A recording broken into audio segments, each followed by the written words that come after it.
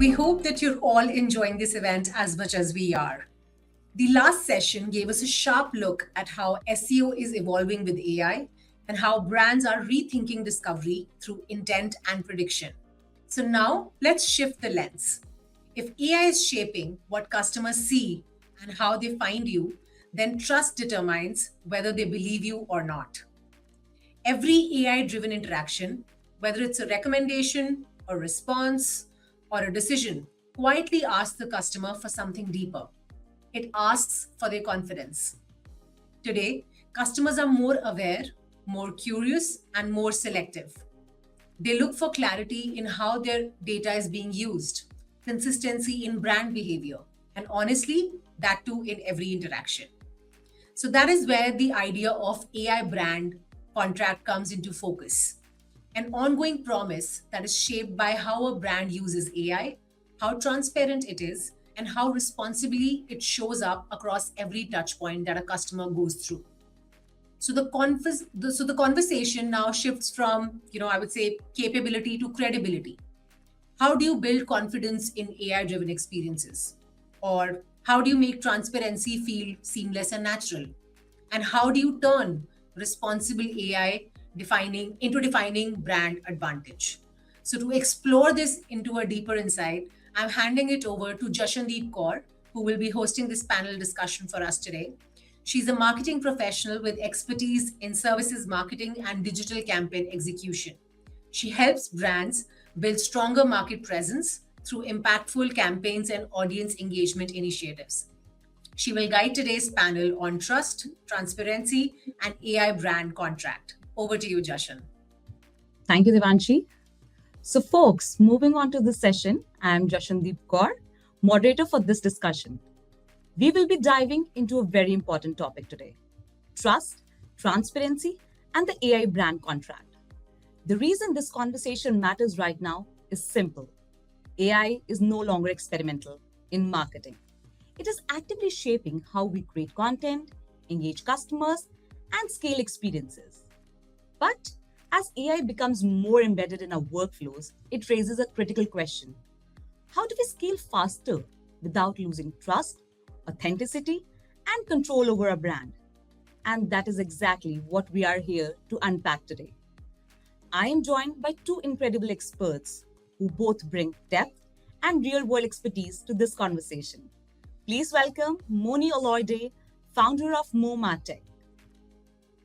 With more than 20 years of experience, Moni has helped businesses move beyond chasing trends and focus on building real-world connections with their audiences. She believes marketing is ultimately about understanding people, communicating clearly, and building trust over time. Through her advisory work, workshops, and teaching, she helps brand creating marketing that feels more human and naturally earns attention. Joining her is Christina Garnett, Chief Customer and Communication Officer at NewMotion. Christina is known for creating the customer trust equation and for her work around building stronger customer relationships through trust. She's also the author of an award-winning book, Transforming Customer Brand Relationships. Along with that, she's a seasoned speaker at major industry conferences like Inbound and Digital Summit. Welcome, Christina. Thanks for having me. We're glad to have you both here. Welcome. Thanks for having us. So, to kick off the session, Moni, I'd love to start with you. A lot of marketing teams are adopting AI, whether it's for content generation, personalization, campaign optimization, or general customer communication. But in many cases, governance and brand safeguards are struggling to keep pace with execution. So from what you're seeing on ground, what are the real risks marketing teams are already facing with AI adoption? Not hypothetically, but in their daily work flows or day-to-day execution. Yeah, since we're moving so fast and there is a real pressure from these companies to deploy AI and figure out what's the best use case in a lot of organizations, I feel like governance has sort of went by the wayside. I hear stories every day of people's personal information and data being put into AI models. That's very risky. It's not compliance. There's liabilities there for a lot of different reasons. And as these companies try to figure these things out, you don't want the results of that to be some sort of lawsuit, liability risk to your consumers too as well. So a sort of AI policy, guidelines, guardrails, governance plan, I think is very much needed, dictated by the organization. So just a couple of things off the top, dictate which AI tools and platforms are regulated or used by your organization.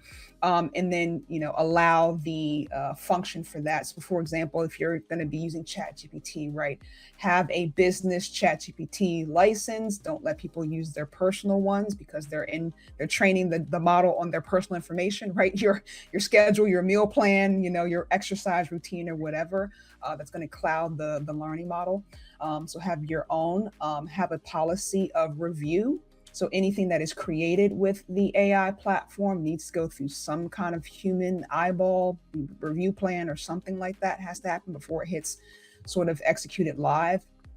And then the third easy kind of low-hanging fruit thing is understand the security controls, like, turn off that your data is going to be trained on the model, have some type of, process for the, figuring out and learning on the model. That's sort of, a temporary chat or something like that, where you're just trying to have a playground per se, and not everything is sort of live and learned within the model itself. So just some quick tips.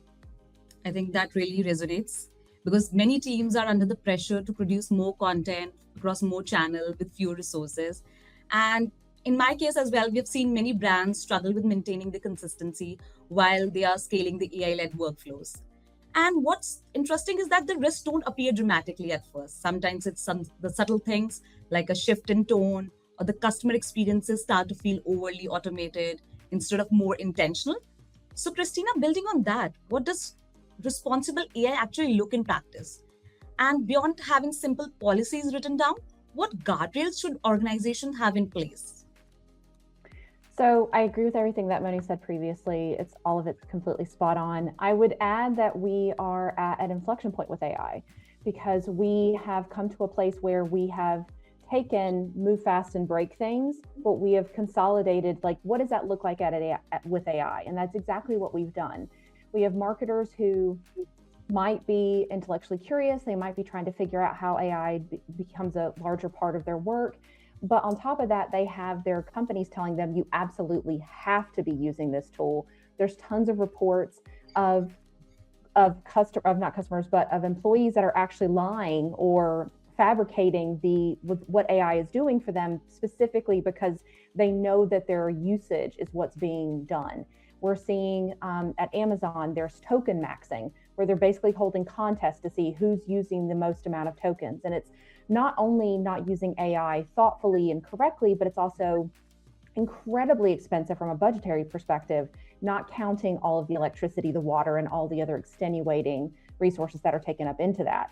In connection with that, we also have Harvard. Harvard's done a lot of research that's shown that a lot of these brands that have invested a lot of AI, they're not seeing return. And I don't think that that's an AI problem. I think that is an AI operations problem.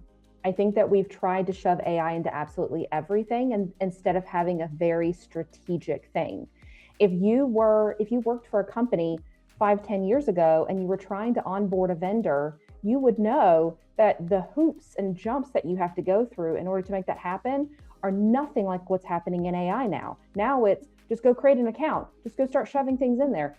There's no protocol, there's no governance, as Moni said, about like, how do we make sure that we're doing this thoughtfully? Everyone's so focused and fearful about being left behind that everyone's sprinting into the abyss without being thoughtful and strategic about where does it live? What does it have to do? And I think that once we kind of pump the brakes a little bit and are more thoughtful about where AI work should live, what role it plays in our workflows, what role it plays in all this, I think you're going to start seeing return on investment. But it's incredibly hard to get return on investment when it's spray and pray. And right now, a lot of companies, when it comes to AI, that's exactly how they're using it. So I think we need to calm down. I think we need to take a step back. We need to look at our work, and we need to really be thoughtful about where does AI live in our work? What does it look like from a content perspective? Where does it look in all these things? Because a lot of marketers are worried, they're stressed, but they're also afraid that by using AI, they're replacing themselves. There was leaked audio of a speech that Mark Zuckerberg did where he specifically talked about how, like, hey, the computer's spying on you, but not from a surveillance perspective. It's spying on you so that we can have the computers, the AI models, watch you do your job. And that's how we're teaching them how to do your work. So there's a lot of problems from the brand perspective, from the customer perspective, but also from the employee's perspective. There's a lot of fear that's being manufactured because we're shoving headfirst into this, and we don't have to. We can really slow down and be thoughtful.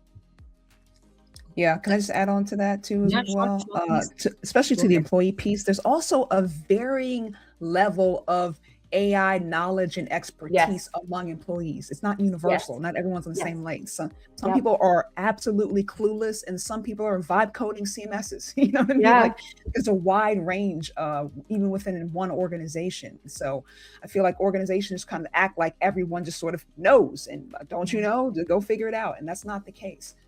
So if there were some sort of structured training processes of these are the basics, these are how we expect you to use it, these are the guardrails,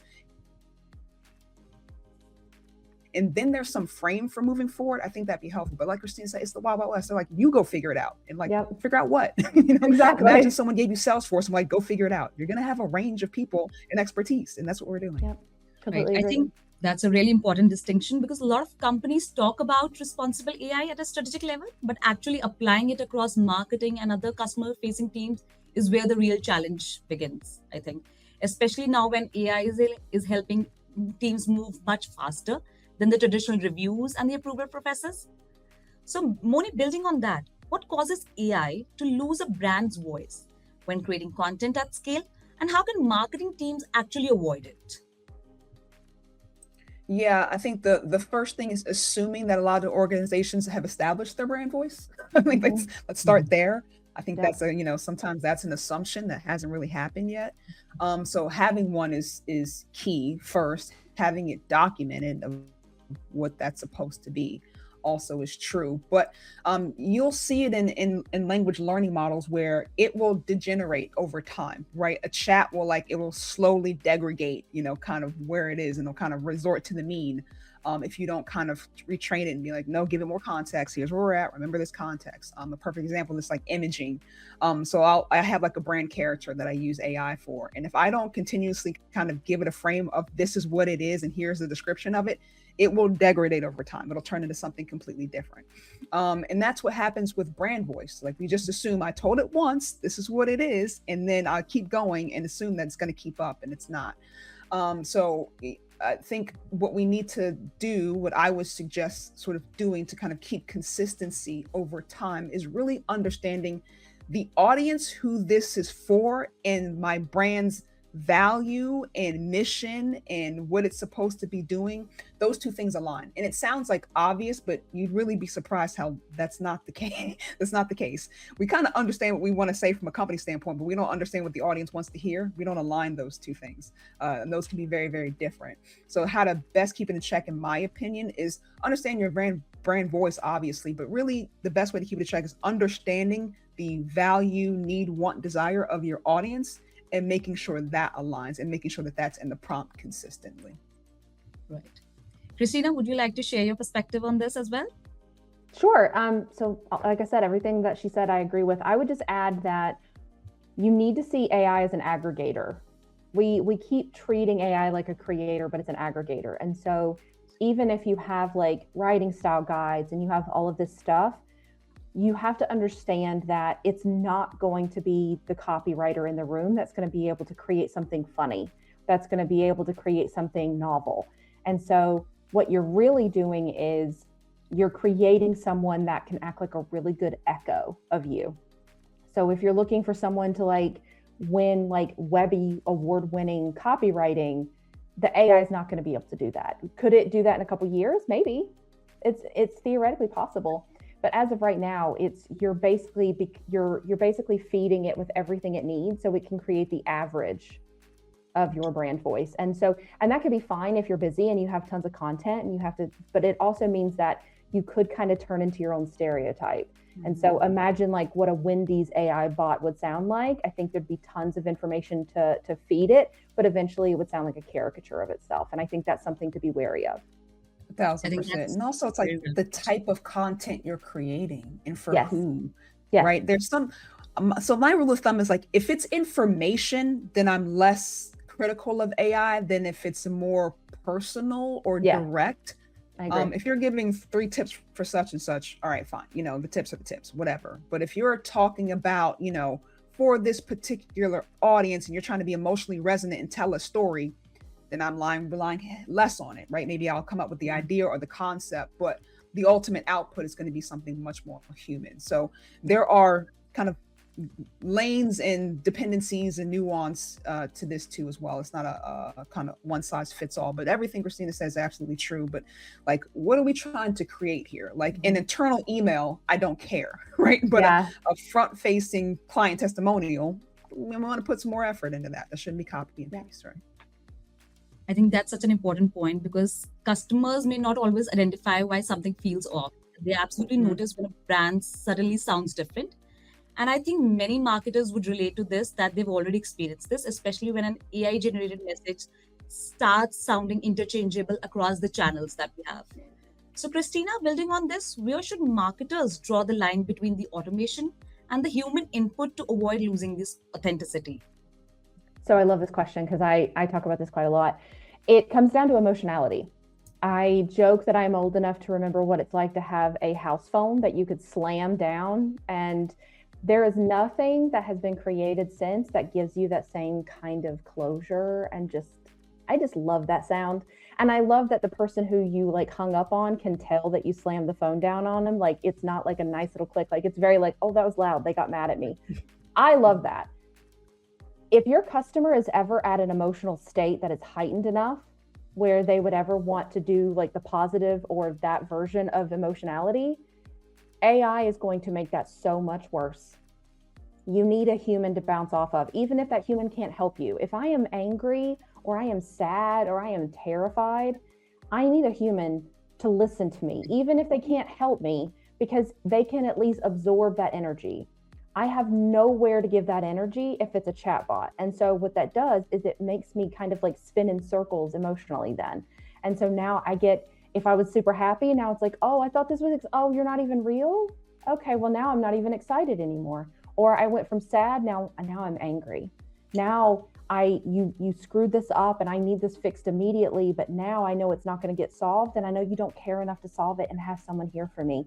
Massive. So if you're looking for like a litmus test for like where should automation live and where shouldn't it be, it should be where does the emotion live? If I want something that's convenient, I don't care how it's given to me. If I need it fast, great. But if there's emotionality, I'm gonna need a human at the wheel. It's gonna make me feel psychologically safe. It's gonna make me feel like someone's empathizing with me, even if they can't solve it. It's priceless. That for me is the trigger. Right. Absolutely. So Moni, what's your take on this? I think Christina hit it on the head. I mean, but the thing about it is that people misread where emotionality plays. It plays in way more places than you think it does. I think that's the key. I mean, if everyone, I tell everyone, it's like, I dread calling Verizon because I hate it. You know, I know it's about to happen. I'm going to get an AI robot and I'm going to have to push 15 numbers and talk to a chat before I get to a human, and it's annoying. I could have before, the time it takes me to do all that, I could have had this resolved. So I feel like, it's in more places than people think it is. And from broad consumer kind of psychology standpoint, where we're at in our society is a lot of consumers have the feeling that, one, they're being screwed over, right? No one cares about them. And two, everything is already overly automated, right? When, Facebook and, all the light came about, they took away the help desk. You can't call anybody for support. So it's like, people feel like you don't care. You just want me to go try to figure it out on my own. Of which now when I call you, I really do have a problem because I did everything to try to figure it out on my own. And now I really can't. I'm really pissed off. So you really set them up for failure in that sense. So I think what people also underestimate is how savvy the consumer is and how quickly they catch on. People are understanding what AI looks like. They know what it sounds like now. It has a very distinct tone, a distinct writing style that you can pick up on very quickly, and not just em dashes, but the sentence structure is very, you know, it's a learning model. It's the ones and zeros, so you can pick up on the pattern pretty quickly. So trying to dispel that as much as you can. So I have an 80-20 rule. For the most part, AI in a lot of senses can get you 80% there.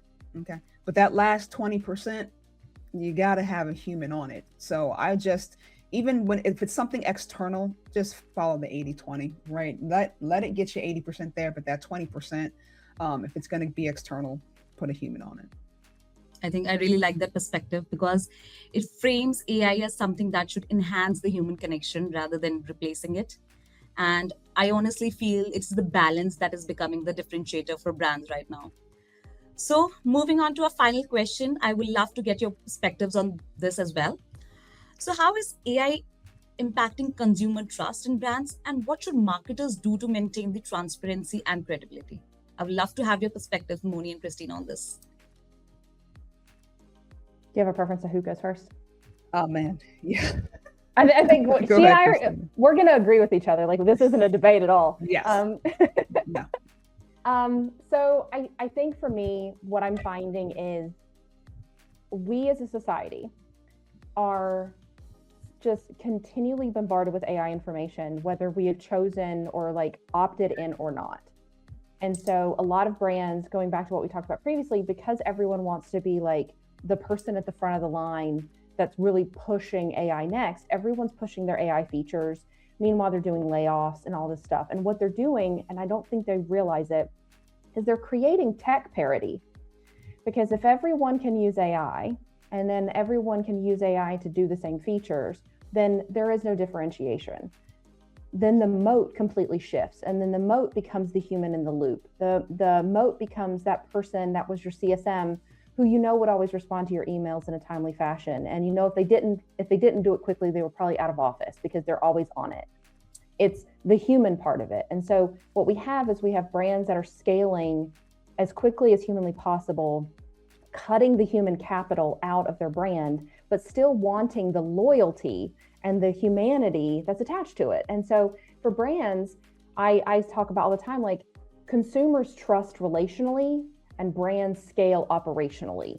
And that's where they diverge, and that's where the trust falls apart. And so for brands that want to automate and have like full autonomy, good for you, but you don't get human love from that. That actually eats away at your human love. So if you really want, like, if you genuinely want deeper consumer brand relationships, you're going to have to start acting like a human again. It doesn't mean you can't use AI, but you're going to have to infuse the human back into the world, back into the work, because that's going to humanize the brand. It's going to make people feel connected to you. It's going to make people believe you.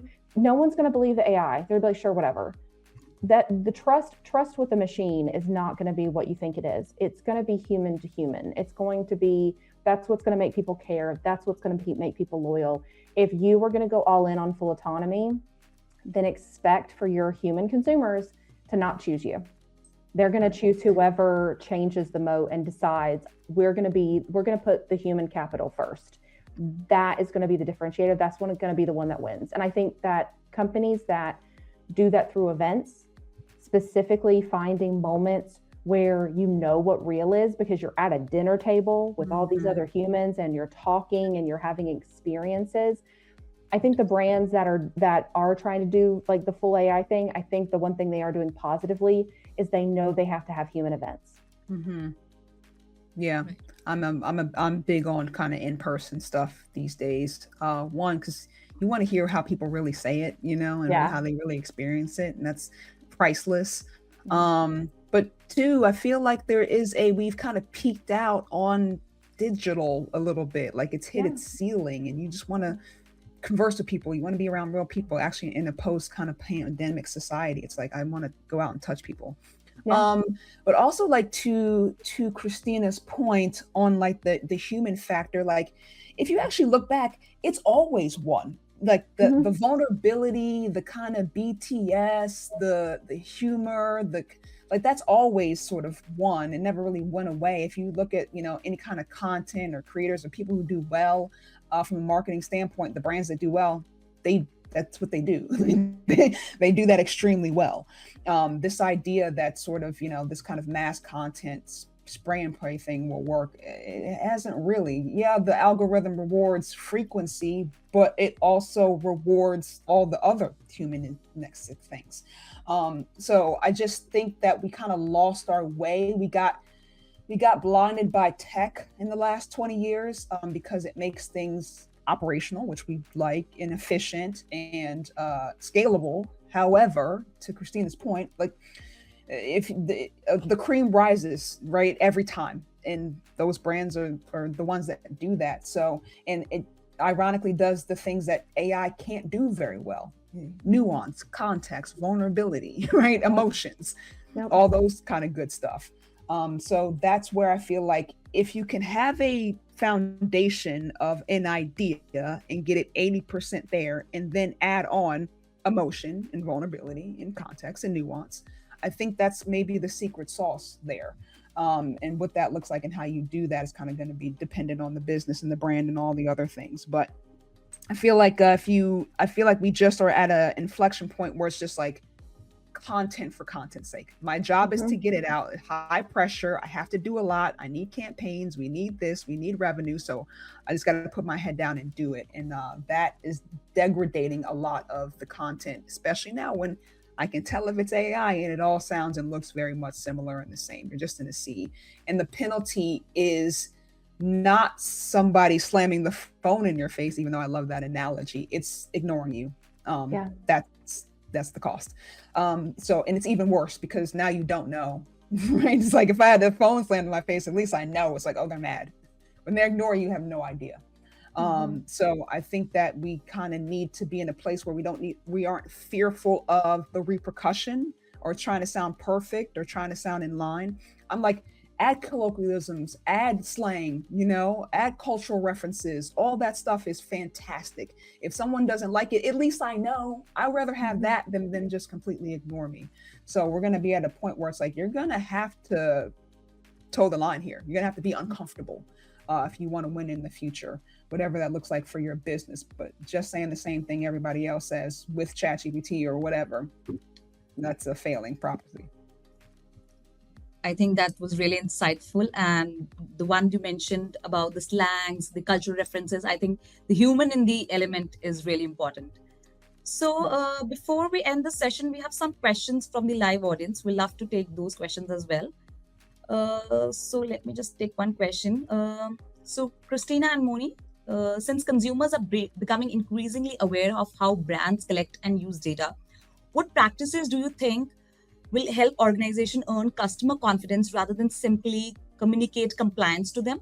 So how do you think LLMs or AI comes in picture at this context?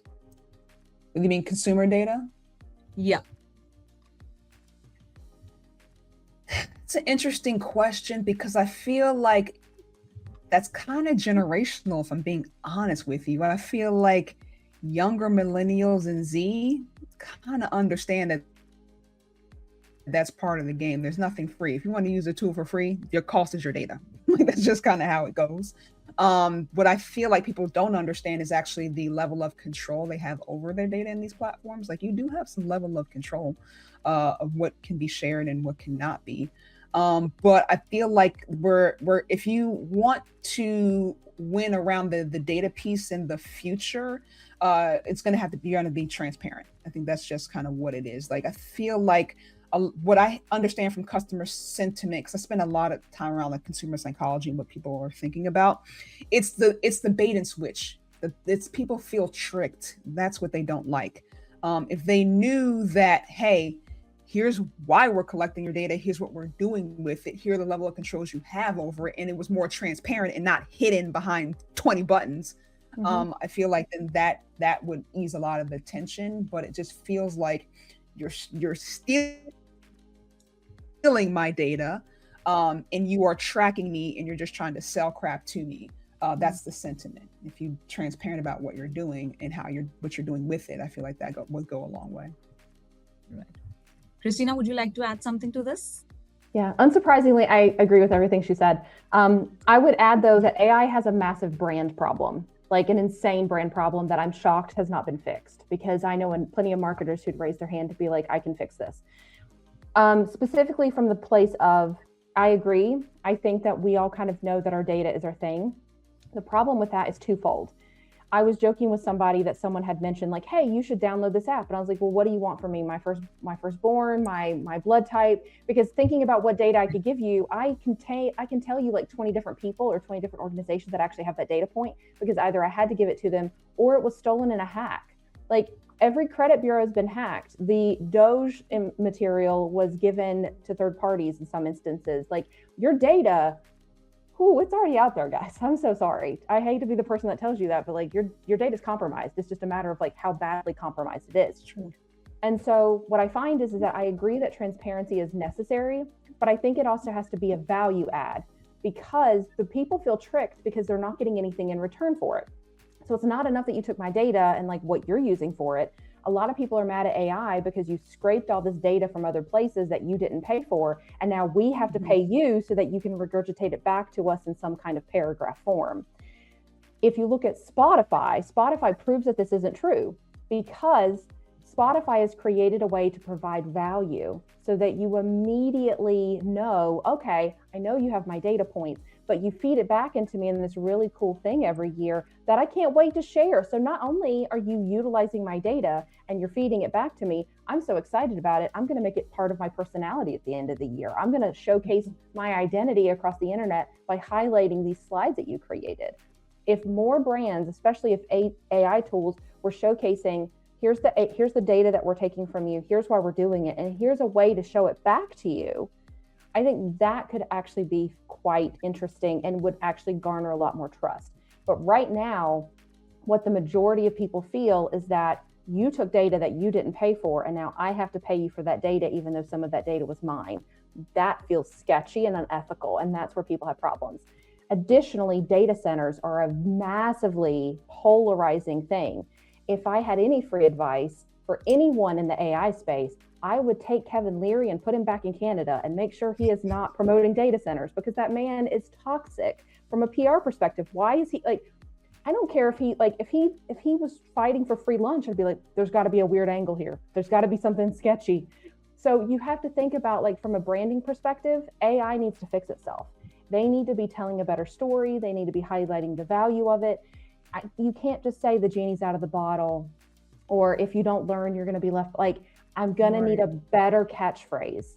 I'm going to need a better line. That line is not doing what you think it's doing, and that's why it's not moving the needle any further than it is. People are hearing that as a scare tactic instead of here's the educational tools that you can do. That's what I did like about Claude, is they've created an entire assortment of classes, because they understand that if you want people to use your product, you have to make it easy for people to understand how to best use your product. And so we need education, we need better branding, we need better marketing, we need value add to the user so they understand where that data is coming from. Until then, you're going to still see people very, very angry about AI, data centers, the branding of all of it. Right. So I think that was something really insightful and controversial as well, I would say. I stand by my thoughts on Kevin Leary. Yeah, right. I agree. So moving on to our next question, Christina, Moni, bias in AI systems can quietly shape customer experiences and business outcomes. How can organizations proactively identify and reduce these risks before they damage the trust or the brand credibility? The AI biases. Yeah, I think we have to, this is where the governance and guardrails come in, about actually the usage of it and what are you using it for. Not only does AI have deep biases, but it will hallucinate, AKA just lie, like flat out lie. Especially when you're like, do research and provide the sources, and you click on the sources and they're like broken links and like not anything at all. So there has to be the responsibility, I feel like, needs to be back on the organization, and we stop. It's a tool, right? And it's always going to have its limitations, and we want to dump all of the responsibility on the LLM and these AI organizations to do all of the work. You have some responsibility here too as well, and this is just part of it, because I don't know how you eradicate it. It's kind of inherent in what it does, is that it's going to be biased. You're pulling information and compiling it that has biases in it. If you're pulling from humans, have natural biases. That's what it is. So your part of your guardrails is to mitigate that in whatever makes sense for your business based on what's trying to be done. So I want to put that responsibility back on the organizations to do that. Yeah, right. Christina, what are your thoughts on this?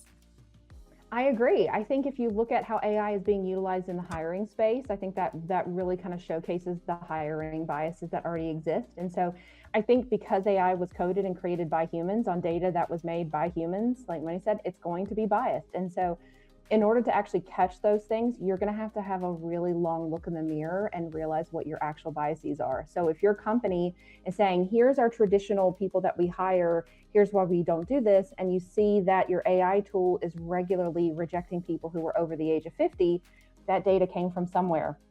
So there's a lot of lawsuits right now that are happening where it's an issue of age discrimination, and they're saying the AI tool did it, that they didn't do it, but that AI tool was being marked by specific parameters and what to do. And so the thing is, I think there's a quote, I'm going to destroy this quote, so pardon me, but it's something to the effect of like, you can't make the machine do the decision because the machine cannot be held accountable.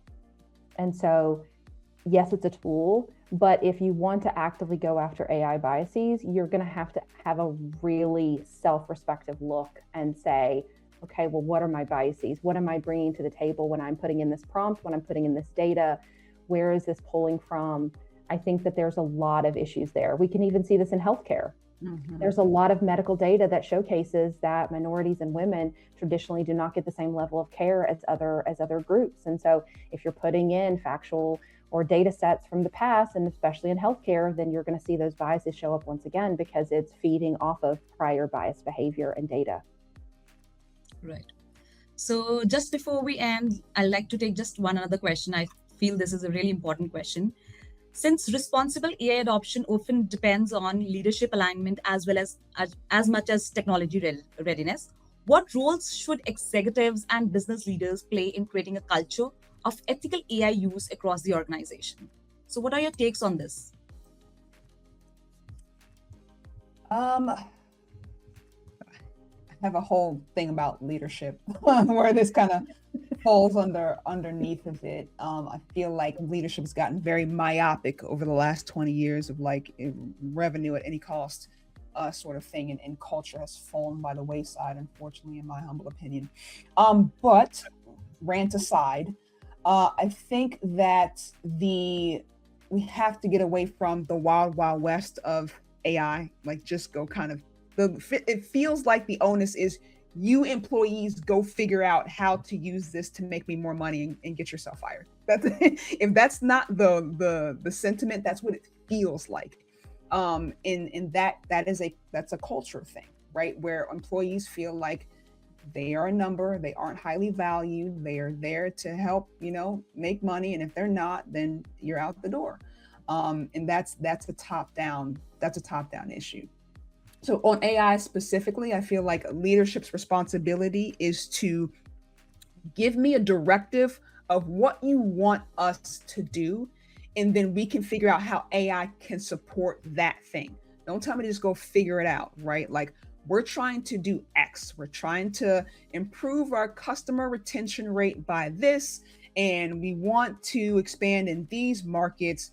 Here's the strategy, and then how can AI help support that, right? That's a way better directive than how can we make more money, go figure out this tool sort of thing. So I feel like it's on leadership to actually set the directive outside of just making money, and then give the employees the tools, the governance, the guardrails, and the support to go kind of help make the AI kind of work for us in our organization. Thank you, guys. Thank you so much, Moni and Christina, for sharing such thoughtful and practical insights. Since we are running short of time, this really brings clarity to how brands can approach AI, not just as a tool, but for scale, but as a responsibility. We hope this session brought a clear distinction between using AI for efficiency and using it with intention, empathy, and accountability, from building trust through transparency to balancing automation with the human connection that we discussed today. Today's discussion highlighted what it truly takes to create meaningful, responsible customer experience in an AI-driven world. Thank you. Have a wonderful day, everyone. Thank you so much, Jashan, Moni, and Christina, for such a thoughtful and impactful discussion.